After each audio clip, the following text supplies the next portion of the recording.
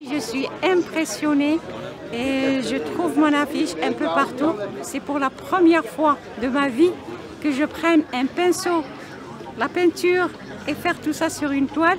C'est magique, c'est magnifique. La main, ça représente pour moi d'être ensemble, le partage, l'union, qu'il n'y ait pas de différence des uns des autres, de vivre tous ensemble, quelle que soit l'origine de la personne.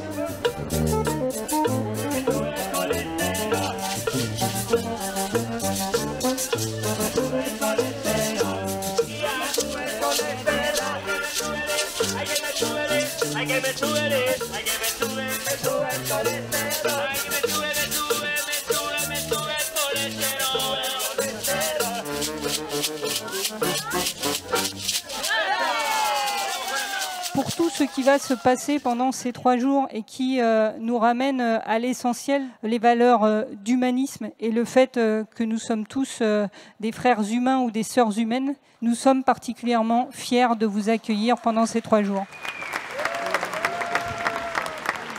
Face aux tentations de repli sur soi, aux raccourcis haineux et dangereux, au rejet, à la recherche permanente de boucs émissaires, à la mise à l'écart de pans entiers de la population du débat public, de l'espace collectif, le festival C'est pas du luxe fait la preuve que d'autres chemins sont possibles et porteur d'un autre projet de société qui trouve ses fondements dans un mot, la fraternité.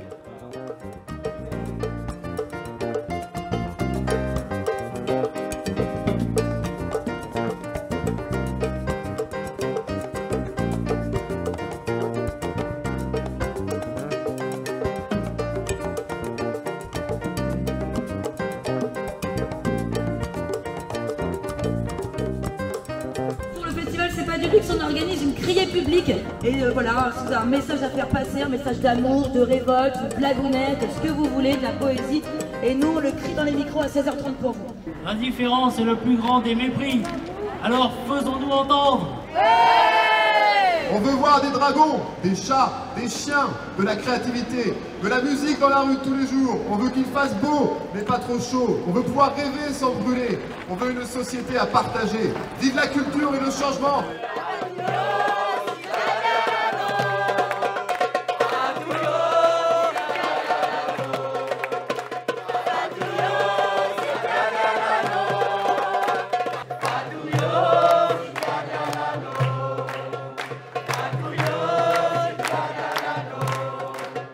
Je suis enchantée, je reviens l'année prochaine.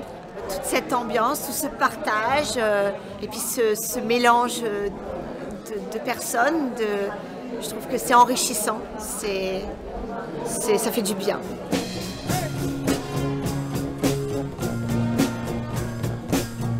La culture, ça ouvre les perceptions, ça ouvre le champ des possibles et tout le monde y a le droit en fait. Ça nous fait exister les gens comme nous, ça nous permet de montrer notre créativité. Au plus on fait de rencontres, au plus on nous intègre à des projets. La culture, ça nous unit tous, ça nous rend plus forts ensemble, ça nous fait vivre en fait. Un nuage de moineaux me faisait cortège, précédé par des papillons aux couleurs flamboyantes, aveuglés par le soleil couchant. J'avançais vers un alphabet de lumière. C'est ce qu'on s'attendait pas. Un public...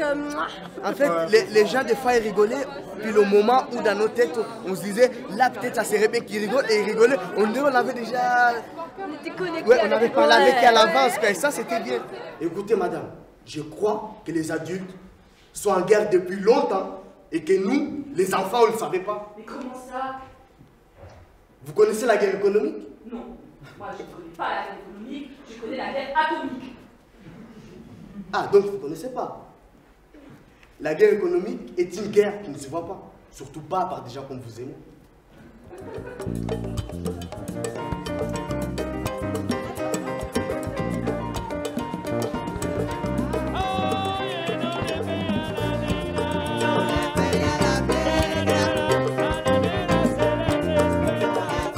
Vous verrez, le bal, c'est des petites danses que je vais vous apprendre. C'est extrêmement simple.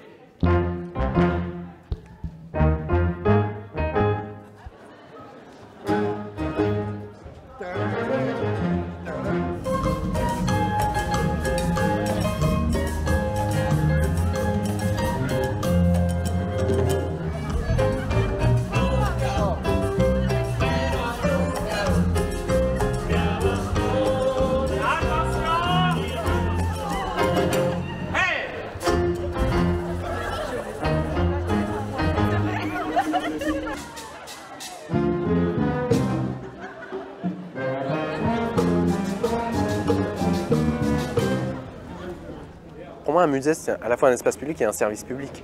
Et donc, il appartient à tout le monde. On a lancé une première invitation, une lettre, aux différents villages, aux différentes pensions qui travaillent avec la Fondation Abbé Pierre en disant mais qui serait partant pour inventer ou imaginer ce que serait notre musée idéal. Nous sommes co-commissaires d'exposition. Et on vit la vie d'un commissaire d'exposition. On s'aperçoit qu'avant d'accrocher une œuvre dans un musée, il y a tout un travail en amont qui est fait par plein de gens dont on n'imagine pas la présence.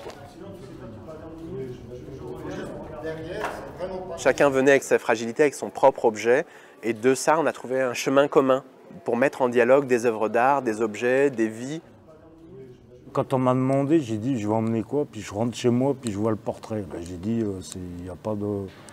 c'est ça et rien d'autre. C'est mon grand-père sur la Saône, et moi avec mon grand-père j'étais très proche.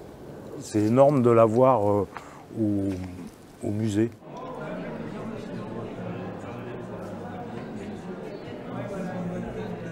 Pour moi, c'est que du bonheur. Je pense plus à mes soucis. C'est hallucinant. On a fait vivre ce musée en choisissant nous-mêmes les œuvres, en allant fouiller dans les réserves. Et dans le fond, on a transformé le musée en une surface de réparation commune. On avait envie que chaque visiteur ou chaque visiteuse, y compris celles et ceux qui n'ont jamais mis les pieds dans un musée, qui se sentent chez eux. Et donc on a imaginé ce parcours comme une étreinte, un geste de tendresse.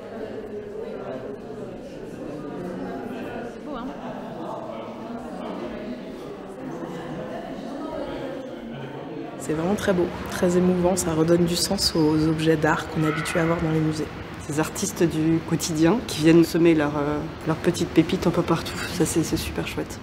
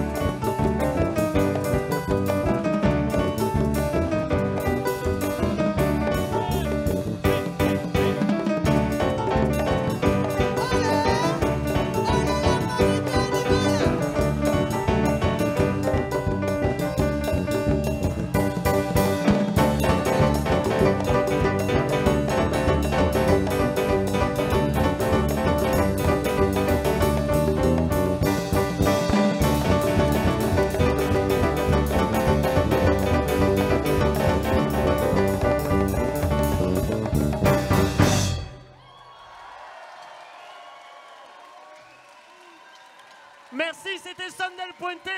On vous souhaite une très bonne soirée, une bonne fin de week-end. Merci à C'est pas du luxe.